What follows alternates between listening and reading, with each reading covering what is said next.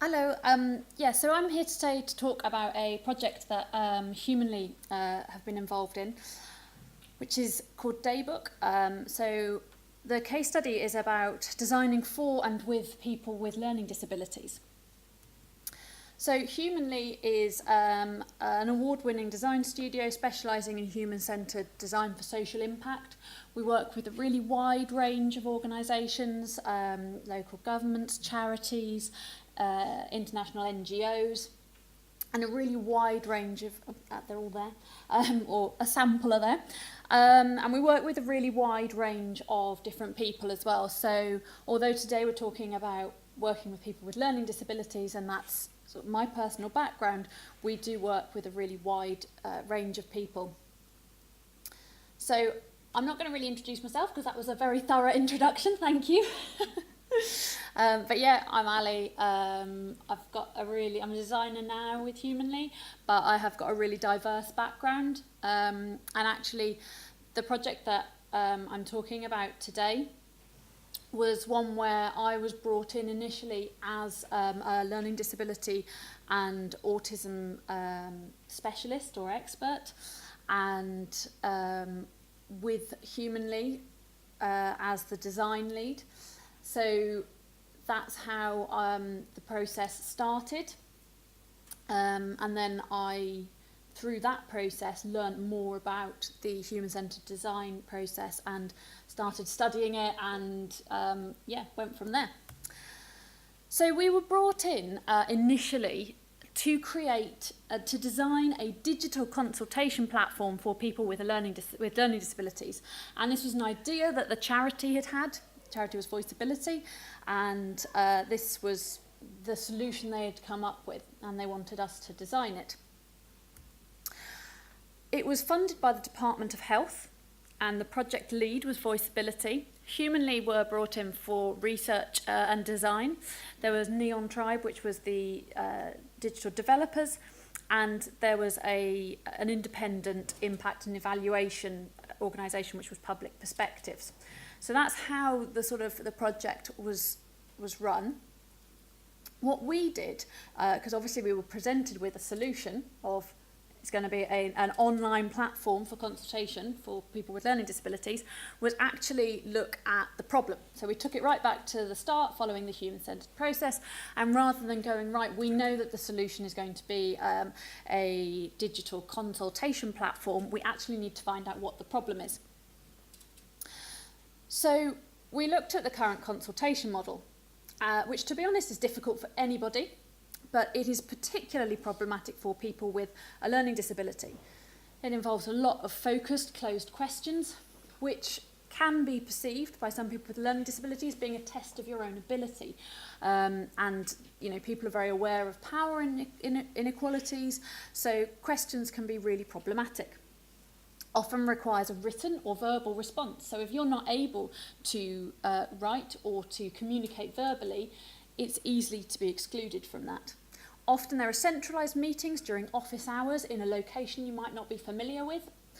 And they also often, when they do include people with a learning disability, involve what we refer to as the usual suspect. So often there are things like learning disability partnership boards, on which there are representatives who are able to engage in those meetings, usually have verbal communication, and it will be a small representation who might stay on those boards for many years.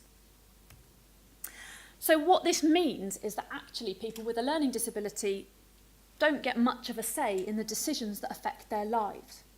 So this is a really recent consultation. It's from 2017, and it is a local authority consultation into changes that were going to be happening to respite services in their area. Interestingly, the feedback from that consultation, only 15% of the participants had a learning disability. So the local authority will now be making a decision about the future of the services that people with learning disabilities use based on the feedback from the vast majority of people who don't have a learning disability. And that's common. So what we did was we went into our research phase. And we worked with a huge number of people with learning disabilities. We were working with 3 local authority areas, which were Liverpool City, South Tyneside and Gloucestershire. So very different sort of demographics and very different areas of the country. We made sure that we met with a really wide range of people. So my background, although I've taught and worked with people with a really wide range of learning disabilities, I used to teach a sensory curriculum, so I worked with young people with profound and multiple learning disabilities, so often people who did not communicate using formal methods or verbal methods. So we made sure we included people who wouldn't normally get the opportunity to be involved, who didn't communicate verbally. But we included everybody. So we went to discos for people with learning disabilities, we went to pubs, we went to formal local authority services, we went to advocacy groups, we went everywhere that we possibly could. It's important to say that we always make sure that we go to where people already are. We don't ask people to come to us because it's already throwing in an uncertainty and an unknown thing. So especially if somebody has difficulty with change or finds that unsettling, you're already going to, make the whole process a lot more difficult for them if you're asking them to come to a new location or somewhere that is not in their normal routine. What we did was created a whole toolbox of activities, and they were based around 6 research themes. Which were, communication needs and preferences, people's experience of consultations, social networks and relationships, their barriers and motivation, choice and control, and use of technology. But we didn't ask any of these as questions. We created activities, creative activities that people could get involved in that helped us to learn these things about them. Before we went to every visit, we sent out this delightful video. Jenny and I have many of these videos, which are all made just on our mobile phones. But basically, we just say, hi, I'm Ali, I'm Jenny. This is who we are. We're going to be coming to visit you. This is why we're visiting you, what we want to find out about. We're really looking forward to it. If you've got any questions, let us know and tell us if you have a preferred way of communicating so we can make sure that everything's ready for our visit. And this, we just put them on YouTube as unlisted, and we email that out to where we're visiting so that people can watch those before we arrive and re-watch it as many times as they need, so we're not a completely unknown face. Also gives time for people to process the reason that we're coming and think of questions that they might have before we arrive, rather than putting them on the spot when we get there. So our key insights from all of our research, I'm trying to be quick, but I'll try to go through them. So consultation is, it's a confusing term. Most people we met, even if they'd been involved in consultations, weren't aware that they'd been in consultations. They didn't understand what they were about.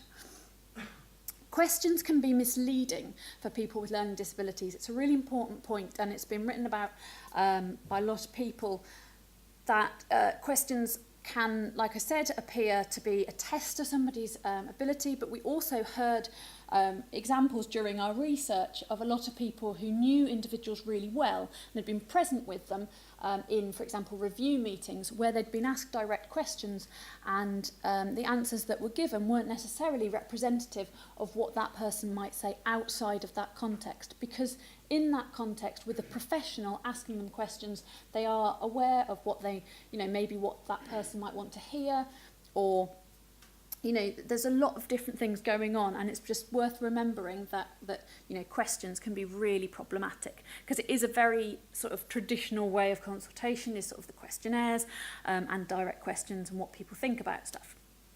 So people with learning disabilities expressed a desire to tell their own stories. We often found that we learnt a lot more about people when we said, oh, just tell us about your life, than we did when we were asking questions. Number 4 is a really interesting one, and was a real kind of sort of turning point for us in the project. And it was something that when I thought about it was really obvious, but I'd never actually kind of got to grips with it. And that is that aspirational thinking for all of us is limited by our experiences and what we've been exposed to. So we can only aspire to things we know about. And in my case, that means things that I've experienced personally, and things that I've read, or things that I have watched on television, and I have choice and control over the content that I consume. And I'm able to go out and access whatever content I want. So I have quite a broad sort of set of experiences that I've been exposed to and can draw from. However, a lot of people with a learning disability either aren't able to access a lot of that material or don't have the control over the material that they are, that they consume. Therefore, their experiences and what they're exposed to are more limited. Which means that if you're asking people about what would you do in your dream day service, for example, they are going to have only the things that they've experienced to be able to say that they want to do, which applies to all of us, but it's just that for that group, because of restrictions to what they might be able to access, it's more extreme. And the reason we have a picture of a Manchester cruise is that the moment we realised this was we were doing an activity about what if we could do anything today, what would we do? And it was with us and a group of people with learning disabilities. And I said I'd go to the Northern Lights. I've never been to see the Northern Lights, but I'm aware of them. Jenny said she would go to the rainforest again. She's never been to the rainforest, but she's aware that it exists. She's aware that she thinks she'd like to go there because she's seen documentaries, read about it. The next person said he would like to go on a cruise, and I said, where would you go? Somewhere hot. And he said, no, I'd go to Manchester. And we were in Liverpool at the time, and we said, that's lovely, great, but thinking, really? Manchester? You could go anywhere on a cruise. And then the following day, we were on the metro, and we saw this poster, which was a cruise from Liverpool to Manchester, at which point we realised that gentleman had either been on that cruise or he'd at least seen that poster. And that was the cruise that he'd been exposed to and was aware of. So that was his ambition. So really, it's a challenge when it comes to doing co-creation and aspirational thinking, but it's worth being aware of. I should probably just whiz through the others, sorry. People with learning disabilities engage more meaningfully with real objects over hypothetical concepts. So we did a lot of show and tells. Show us what you do with your technology rather than tell us what your favourite technology is and why. Show us your phone and what you do with it. Tangible outputs gave people a sense of recognition and accountability. People wanted to be able to keep something. So we always let people keep what they made. We photographed it. Technology has the power to give people with learning disabilities a voice, and beyond a voice, a personality. So we met a young man who uses eye gaze technology to communicate. This is his machine there, and he was able to joke. So when we said, it's been lovely meeting you, it'd be lovely to come back, would that be okay if we could come and chat to you again? And he said, okie dokie, lovely jubbly. I think he said lovely jubbly. And we were like, did you just say lovely jubbly? And he was laughing, thought it was hilarious, and then showed us, and on his communicator he had preset phases, which was things like if you you can do it if you B&Q it. There was a lot of kind of references to TV comedies and stuff, like lines taken from them, and it meant that he was able to not just join in and give his opinion, but actually show his personality and have a laugh, which is really positive. But on the negative side, we met a lot of people who had no access to appropriate communication tools and support. So we met young people who did not have verbal communication, but were very communicative through other means, but they weren't given any tools. So they didn't even have, this is a PECS book. I mean, this is a PECS book, though, that somebody's choices in life. PECS is the Pictorial Exchange Communication System. It's often used by people who don't have verbal communication, and it works by exchanging a picture of a thing for the actual thing. So this person's world, if you like, was biscuit, crisps, or foot spa. Those were her choices. But she had a communication aid. Some people had nothing. So it's worth remembering that there are still a lot of people out there who don't have access to what they need to be able to communicate. And supporters, so whether that's family carers or paid carers or volunteers, have a role to play in meaningful engagement, and that's a really big role because often they are the gatekeepers. So even trying to get to people, we found that to meet people, we had to go through quite a lot of other people without a learning disability that were involved in their life before we were able to meet the person themselves. So we changed the approach, and rather than saying we're going to make a digital platform, we said, how might we enable people with learning disabilities to share their lived experiences with people in power? For co-creation, we came up with a few different things. Again, we were very practical. Some things worked, some things really didn't. We had, you know, it should be said, we're not saying that like everything we tried worked really well. There were some disasters. But what did work was we found that props helped, because we found it's very difficult for people with learning disabilities to talk about negative emotions or bad things. And that's sometimes because staff around them were discouraging it. But even when that wasn't the case, we found it was particularly difficult to get people to talk about things that weren't good. However, introducing the emoji poo was amazing, because it meant that staff were much more comfortable, because you were talking about things being a bit poo rather than being you know, bad or what makes you angry or upset. We were talking about what makes, you know, what's a bit poo. But it also meant that people wanted to say something negative, because everyone wanted to go with the poo. Like, everyone wanted to hold the emoji poo. So, you know, emoji poos have their place. The other thing that we found was that creating soap operas worked really well. So, you know, things that were abstract were really difficult. And although the idea of creating a soap opera is slightly abstract, we met so many people that watched soap operas. You know, when we asked people what they do in their spare time, a lot of people watched EastEnders. A lot of people watched the soaps. So we decided to try using that as a way of co-creating. And we found it really helped people to unlock bad experiences. There were people who were really sort of talking about themselves completely, because we knew people's backgrounds in some cases, and were able to put it onto these characters and have discussions that there was no way that we could have had if we were talking about them in the first person. And people had fun. You know, that was somebody wrote that on a post-it during the session, which was brilliant. You know, people loved it. So for concept development, we obviously came up with a lot of different ideas, but we decided to focus on doing a digital diary for a number of reasons. One of them was because it's there's an existing culture of paper diaries within a lot of services for people with learning disabilities. So people often have a paper diary, and it's called, you know, the person's diary, but actually that person probably can't access anything that's in there. It's handwritten by the people around them, so it will go from the place they live to the services, and all the different services they go to, and each service, a member of staff will write in it, and that person will carry it round, but in the majority of cases it's not able to read what's in there. So it's completely inaccessible. But it is an existing practice, so we thought we might be able to build on that practice.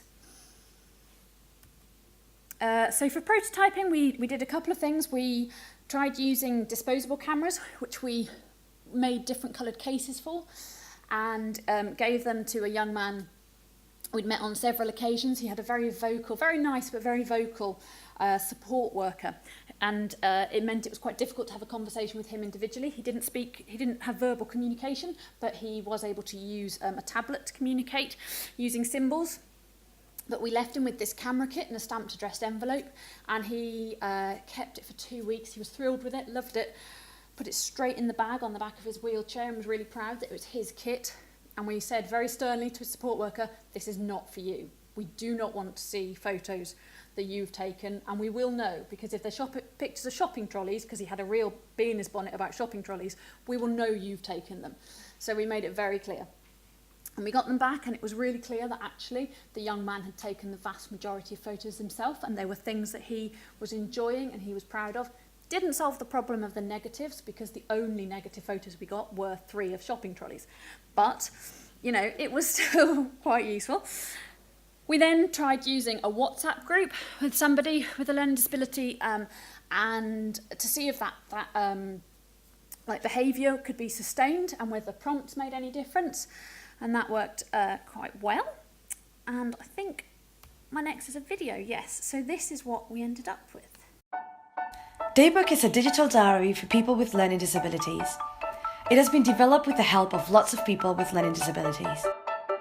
Daybook can help you keep a record of the things you do every day.